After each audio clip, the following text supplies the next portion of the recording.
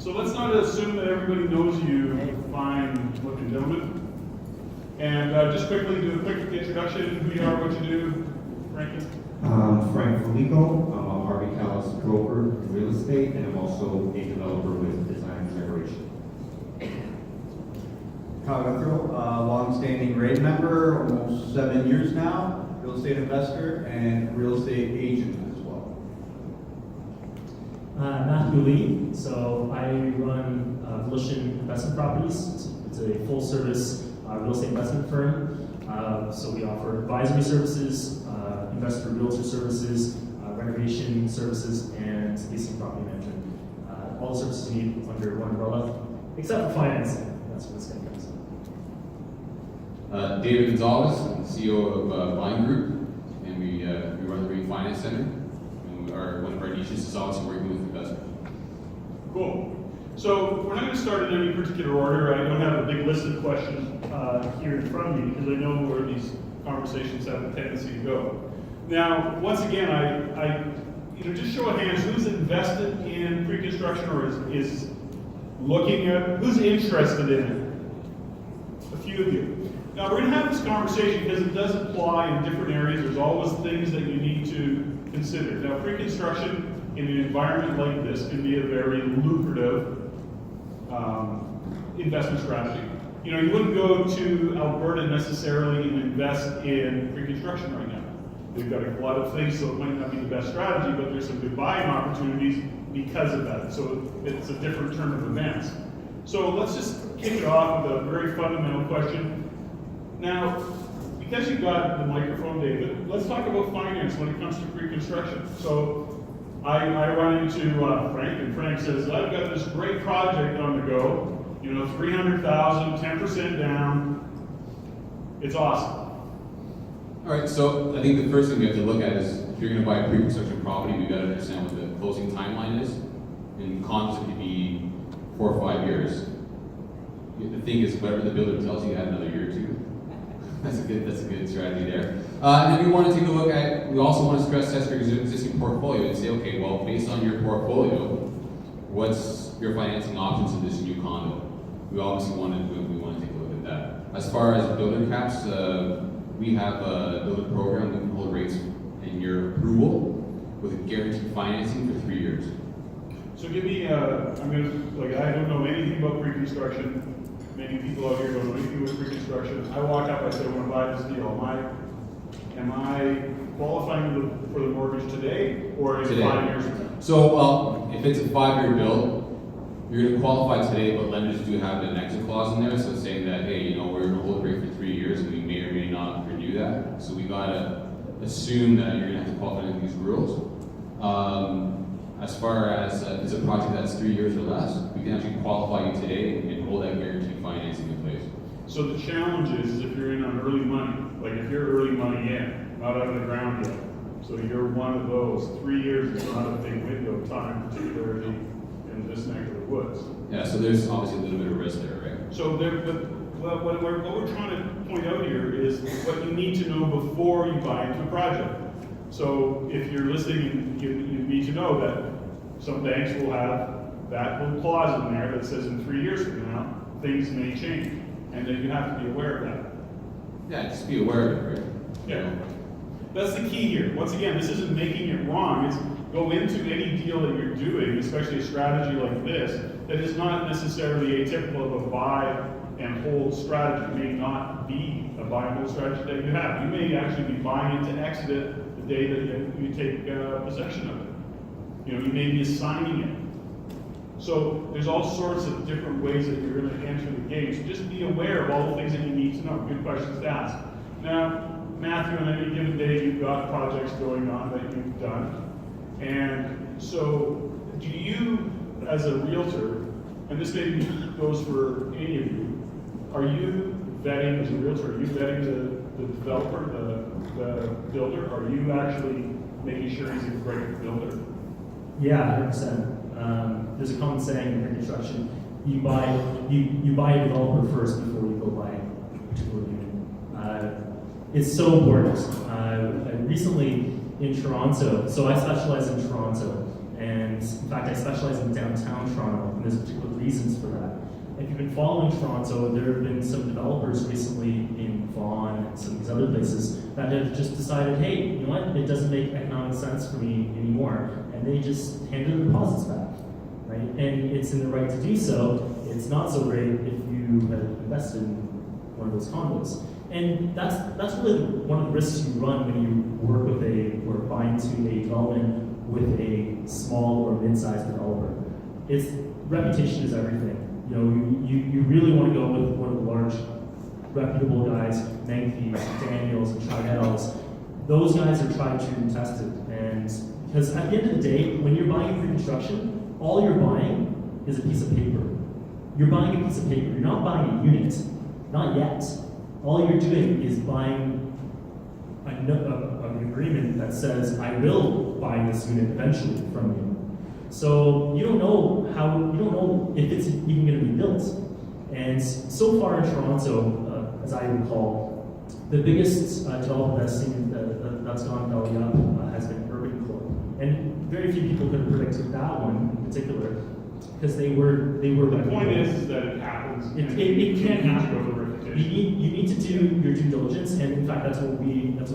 We know What would you add to that? I think the biggest takeaway that you can do in that situation is that if you are new to the construction of condos, go into other buildings that developer built. You can actually learn a lot from what the builder has done based on what's the building's kind of gone through after 2-3 years. Now, I'm not saying that the owners are bad to the property, but there has been times, and I'm not going to say particular buildings, where I've walked in and they're already falling apart. They're not even 2 years old. And then you find out afterwards that you go across the street, the builder built the almost identical property, and it's pristine. What do they do differently? Well, you find out that one condo was built 5 years prior to the bust in 2008, and then you find out a couple years later the one that you're now standing in was kind of built rushed, they cut corners, they need to save money. So often what I say is the developers are smart. They have ironclad documentation. They're not there to protect you. The salesperson in there is not there to serve you. So go in there, do your due diligence, and please, please, please, in that 10-day cooling period, take your agreement to a lawyer and have it reviewed. Time and time. Number one thing. Yes. Frank, anything you want to add to that? I concur. So I purchased a pre-construction. I've dealt in it. I'm dealing with it right now at the moment. A couple of clients that I can tell you, be aware of your deposit structure. So a lot of developers will say, hey, you can get under this deal at 5%. You're not reading the fine print, and then you got to come up with another 5% in 6 months, and then you're coming up with another 5%. Before you know it, you got 20 to 25% into this deal. The developer, me being one of them, is using your money to build the building. Which means that if it takes them 2 or 3 years, your money's stuck for 2 or 3 years.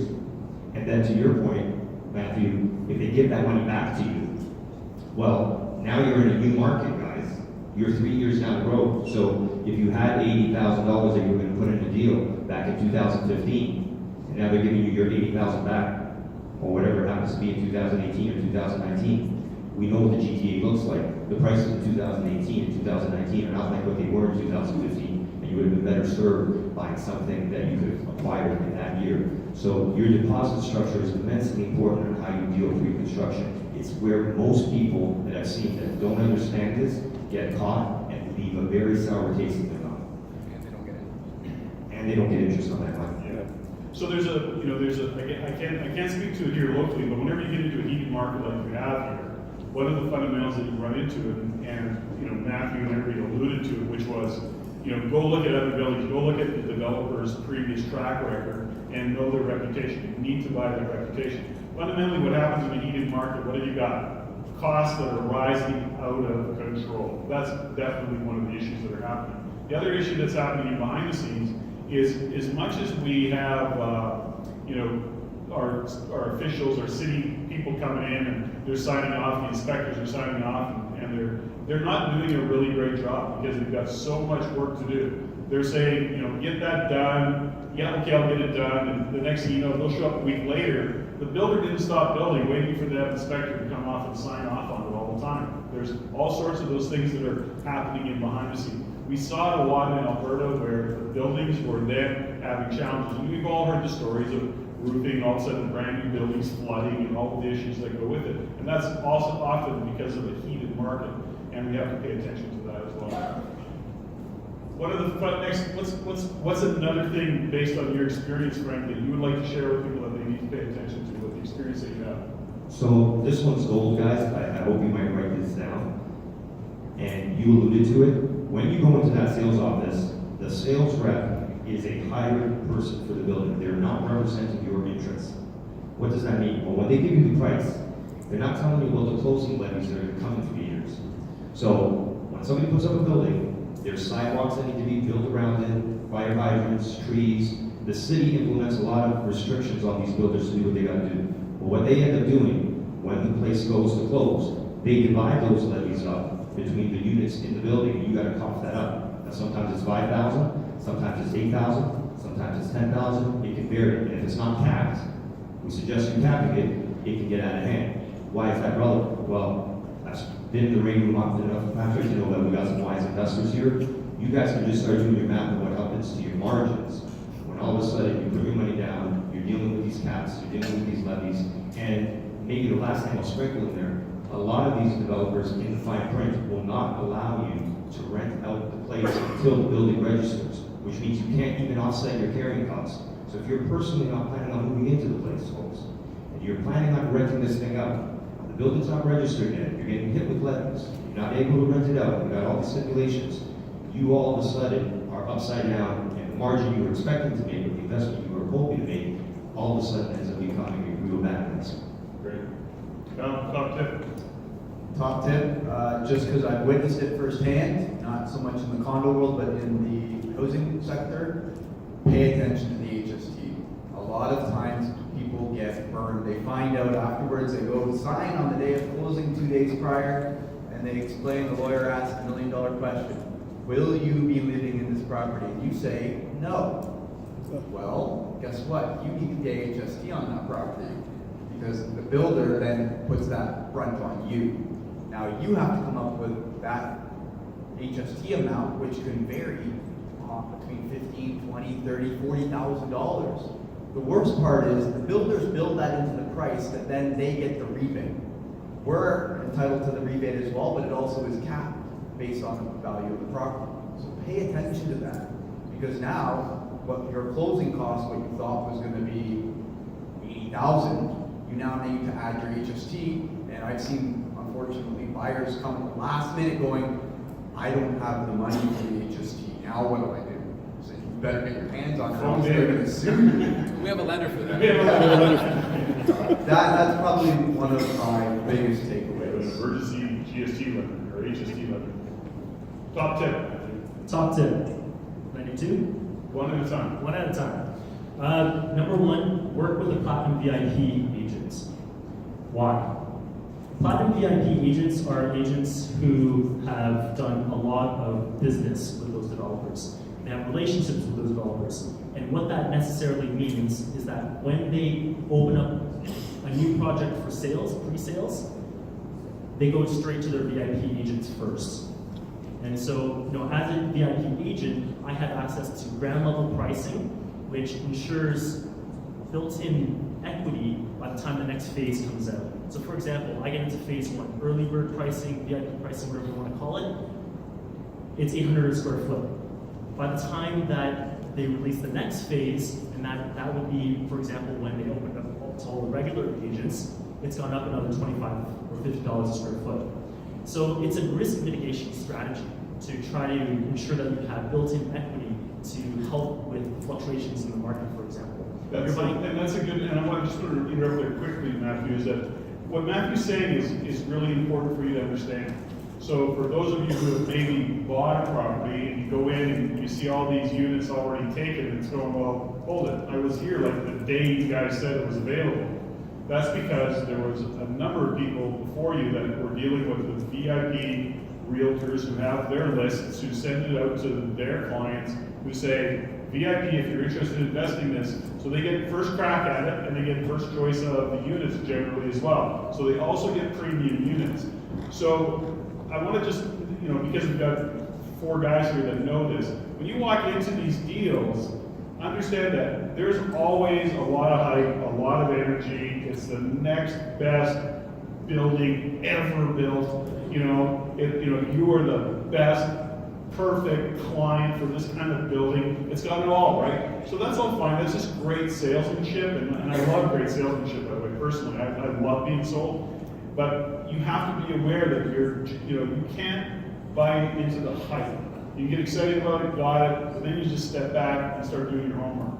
And that's so important. And even in this case, knowing to look at whatever sales unit you're in and saying, are you a VIP realtor, or finding out if they are, may be a really important question for you. It may make you a lot of money by asking that question. Yeah, absolutely. The second hot tip is going to be specific to Toronto, and I just actually want to talk about a couple of areas that are slated for major gentrification, major development. Number 1 is around Google Smart City. So if you've been following what's been happening along the eastern part of the waterfront, east side, Google Smart City is slated to, it's not Google specifically, it's Google's sister company, Sidewalk Labs.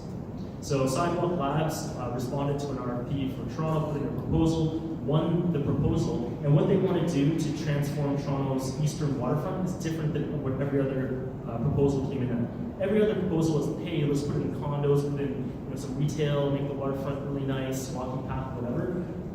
Google Smart City, or Sidewalk Smart City, wants to change the face of how cities are being built in the future. Using sensors, using technology, using big data. Streets that have lights that can actually, LED lights that can change the size and width of the streets.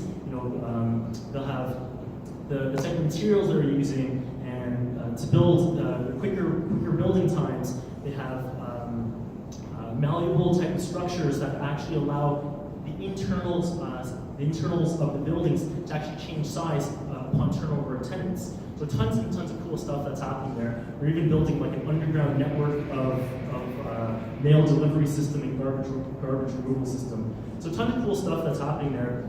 It could be literally a game changer. 50,000 new jobs. Google's new headquarters is going to be moving there. So that's an area that I would really focus on. The other area I'd like to focus on, or let you know about, is East Harbor. East Harbor is basically where GDP meets Gardner. And on the east side, there's a big industrial building there that they're going to tear down. So 50 acres, they're going to be building a mixed-use commercial retail space there. It's going to be a transit hub for the downtown relief line that's going to start in Cape and Danforth down through Leslieville and over to Queen Station, Yonge and Queen. Again, 50,000 new jobs going in there too. Those are 2 areas on the east side of downtown that I think are slated for lots of growth. There are a couple of projects that our investment firm has been helping our clients with there, because we are Platinum VIP brokers, and some really good projects that are happening, really good buildings that are happening going on in that area. David? That was long, man. First thing I think that people need to ask themselves, that when you're looking at a new build, if it's a brand new build from the footings up, then that's great, tear on covered. But if it's a rebuild, and it's very common, some of these older loft buildings that are being converted, you have to find out what kind of insurance that the builder has with regards to builder insurance, and make sure that it's recognized in the industry. It is a common problem in the marketplace that people will buy these new condos and then find out that CMHC won't insure it, and that means that Genworth won't insure it, and the other insurers won't insure it, and that means that the banks are putting on their blacklist. Then all of a sudden you have a building that's not marketable on the resale side. So make sure you understand what kind of builder insurance the builder has if it's not a tear-on approved site. That's the first thing. The second thing I would say to you is it's great when we're in an up market, and things are always great, you always have a clear exit strategy. If closing becomes stressed, you can just simply assign that unit or sell it if you put it in your contract. But you have to have a plan in place and ask yourself, what if the values drop, or what if I can't sell that property?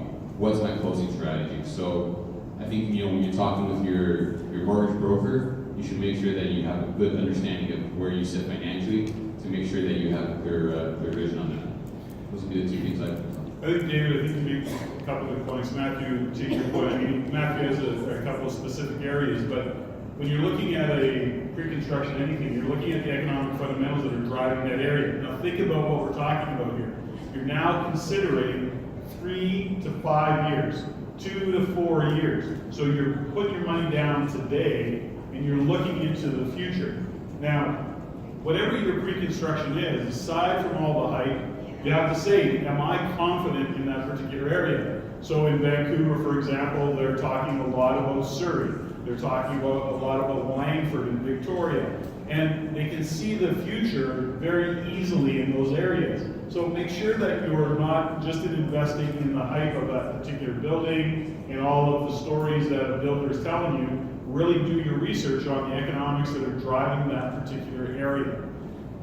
To David's point specifically, there's nothing more important than having more than one exit strategy. If you go into that building and you say, I'm going to assign it, number one, you have to know that you can assign it because they're not all assignable deals, and sometimes there's a cost to it even if they are. Sometimes 5, 10, maybe 10, 5 to 10? Yeah. So it's going to cost you, to assign that deal. But if that's your only exit strategy and you come to the end of that and it's no longer the market has changed or the building has changed, something's gone up closer that's nicer and a better pricing, all of the stories that happen, then we have to know that there's a second exit strategy, third, something in mind. Now, I want to stress here, we're actually pointing at all the things that you want to know before you go into a deal. So we're looking at kind of the risk mitigation side of it. But that's not to say that a pre-construction isn't a great strategy. It's just you need to know in advance the things that we're talking about here. So because I'm just listening to it and I'm going, it could sound a little bit negative, like, holy cow, I'm not going near that. And that's not the story. That's really not what we're saying. We're saying go in educated, go in knowing, go in a more sophisticated way. Okay? Is that fair? Absolutely. I think just as an investor myself, since then I've sold all my condos, but I at one point had 12 condos. And they were all new construction. Every single one of them were builders that I worked with, so I had my own VIP access. And I could tell that every single deal, we did very well. We must have made an average of about $200,000 a unit. So I would suggest that you definitely take a look at it. Just do some due diligence, that's all I ask. There's a lot of, and maybe Frank, you can comment on this because it comes back, we'll go back down the line. But when you where was I going to go with that question? It was a really good question. Maybe because I'm in your head. It was such a good question. Oh my gosh, I can't believe I just lost it.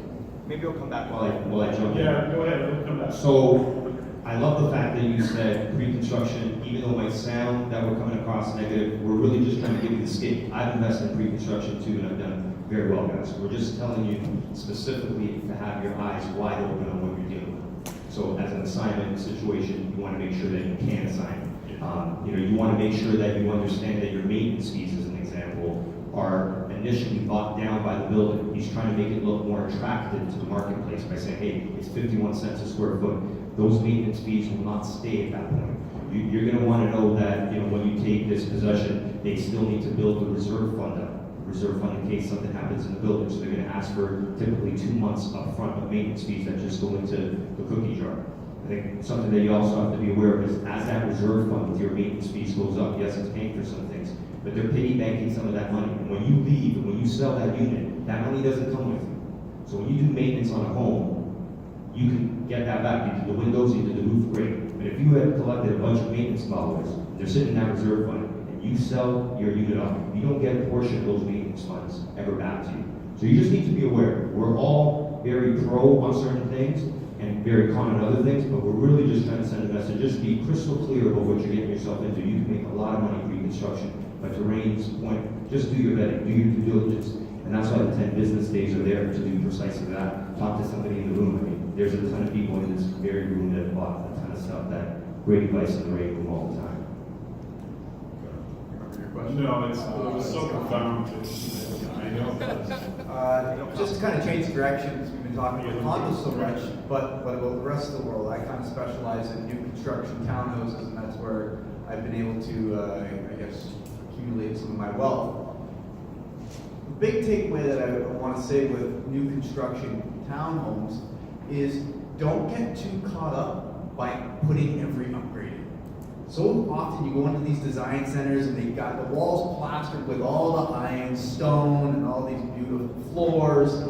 I can tell you firsthand, if it is a rental, don't go and put top hardwood floors in. I did that. I went in after 1 year and my tenant destroyed them. I looked and said, what an idiot, I should have put pre-engineered or laminate. I spent thousands of dollars on flooring that I had to rent out. It was very frustrating. Learned my lesson. But also with that, take into consideration that a lot of times you'll see the builder will add a premium to add an extra bathroom. In that case, always take it. Always add value by putting in another bathroom. And just pay attention to what you want as a property. What your tenants are looking for. If you know that you're going after a younger demographic that wants stainless steel appliances, stone countertops, pot lights, hardwood floors, then put those in your properties. But if you're handy, don't put them in by the builder. You can often find them much, much cheaper. Builders will charge $300 a pot light. I'm not going to put a plug on anybody. Call an electrician, we'll put in a pot light for $100 each. Instantly save yourself $200 a pot light. Remember, builders are marking up the prices substantially on the upgrades. That's how they make all their money. Another thing you want to consider is pay attention, again, similar to what the fine print has to say. A lot of times, the real estate agent or the rep that's representing the builder can say stuff that actually isn't true. As a realtor, if I were to disclose something that was not true and I knew it, I could be sued. But these builders have ironclad documentation that protects the salesperson. And sometimes that salesperson is even a realtor. So when they say, oh, you'll have an unobstructed view, you'll never have anything built in front of you, but you see a proposal building in front of you saying that it's going to be 80 stories high and your building will be 60, something's not right. Dig a little deeper and pay attention to those items. So a couple things that I want to just comment on there with, just to riff a little bit further off of what Kyle said, and they actually jogged my memory on a couple things. There is a lot to be said about when you buy pre-construction right now. Newer units, we talked about technology earlier on, people are wanting newer units. So as much as it may, they're going to want some version of stainless steel, they're going to want some version of granite countertops, they're going to want some version of nice flooring. So even those, I know that many of you are buying single family, even if you're buying detached, you're having to upgrade. So be clear on a couple things. And that is, who is your tenant profile? What is the client that you're trying to attract? Number one, are you in the right neighborhood? And to attract that particular client. And secondly, is the client going to be stepping in at the level that you got that unit built for? So in other words, be really clear on who your tenant profile is before you go and even invest in that, if that's what you're doing. If you're buying to rent it out, for example. So it's just something to be really aware of. And as we sit here tonight, we'll start to wind up really quickly, but ultimately what I see in all of this is the layers of experience that lives in this room. Like you look at these four gentlemen up here, and they happen to all have a lot of experience collectively, which is only to say that be careful about who you're talking to as a realtor. Are they really experienced? Are they investor focused? I always will say that I stand on a soapbox in this room saying the realtors in this room, at least they speak the same language as you. You can ask them the really tough questions, but I look at the combination of experience just right here in this conversation, and I know that we could go a lot deeper on the topic, so I just wanted to shine a light on that. Matthew, parting kind of insight? Yeah, so one of the reasons that pre-construction is attractive in Toronto is because resale condos in downtown Toronto right now are cash flow negative at 20% down. You'd be very, very hard pressed to find anything that's even cash flow neutral. There might be one or two buildings. So the value of pre-construction is that you actually are looking at today's prices, but with the way that rents are going, and there was a new report that just came out today. Basically, downtown Toronto has been growing at about 10.7% year over year for condo rents. So they said that it's going to scale back to 4 or 5%. It's still great growth.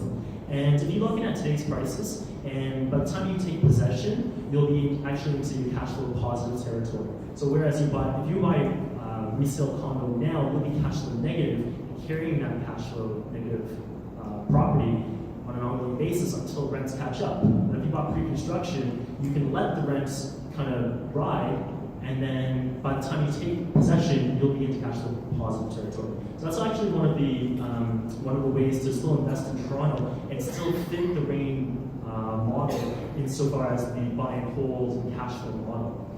And then the second thing is that one of the other really attractive component to pre-construction is around financing, or actually the lack thereof. You don't need to get a mortgage until you close on the property. That could be 4 or 5 years down the road. One of the strategies could be you can actually invest in pre-construction and still continue to invest in other types of properties, because you don't have any mortgage that's hitting your credit bureau. So it actually can allow you to continue to invest and not be constrained by hitting the financing wall, for example. This all goes back, make sure your economic fundamentals are being covered and you're in the right area.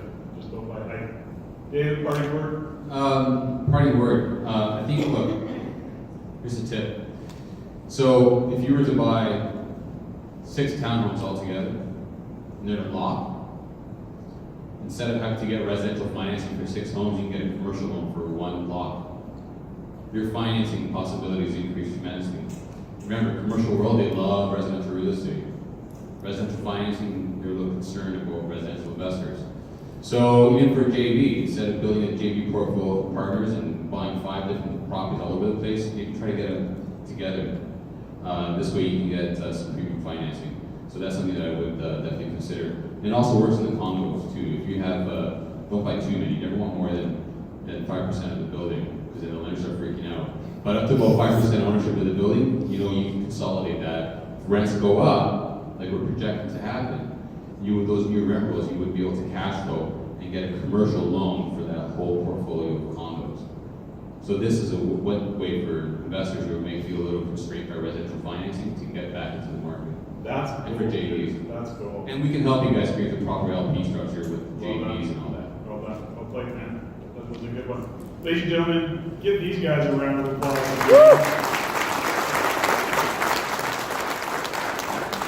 They're always in the room. I know them doing real estate deals. This is the kind of information and insights and experience that lives in this room. So these are the guys who knock on your door if you're looking to do a deal, and they can sure help you out that way. So thank you once again, guys. I appreciate the time, the energy, the insights, and the sharing. So thanks very much.